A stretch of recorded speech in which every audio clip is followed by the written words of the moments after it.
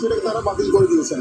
অর্থাৎ হাইকোর্টের রায়ের প্রেক্ষিতে কোটা পদ্ধতি আবার যেটা ছিল ওটা আবার প্রচলিত হয়ে যায়।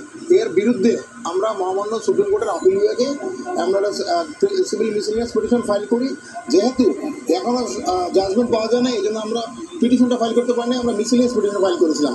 তো সেই মিসেলিনিয়াস পিটিশনটা কোর্টে আসছে, আজকে শুনানি হলো। তো আমরা কোর্টকে বললাম আমরা যেহেতু জাজমেন্টটা পাইনি, এখনও জাজমেন্ট না পাওয়ার প্রেক্ষিতে আমরা এটা নিয়ে আমরা কিছু কাজ করতে পারছি না, এবং যেহেতু এই কোটা পদ্ধতিটা বিলুপ্ত ছিল গত 5 বছর থেকে, সেই ক্ষেত্রে নতুন করে এখন জাজমেন্ট না পাওয়া পর্যন্ত এটাকে বন্ধ রাখার জন্য আমরা স্টে চেয়েছিলাম। তো আদালত উভয় পক্ষকে শুনানি করে ওনারা স্টেটাসকে দিয়েছেন সাবজেক্ট ম্যাটারে। অর্থাৎ এখন যে অবস্থায় যে আছে সেই অবস্থায় থাকবে। যে চাকরিগুলো যেগুলো চলমান আছে সেগুলো যেই অবস্থায় ছিল সেগুলো সবই ঠিক থাকবে।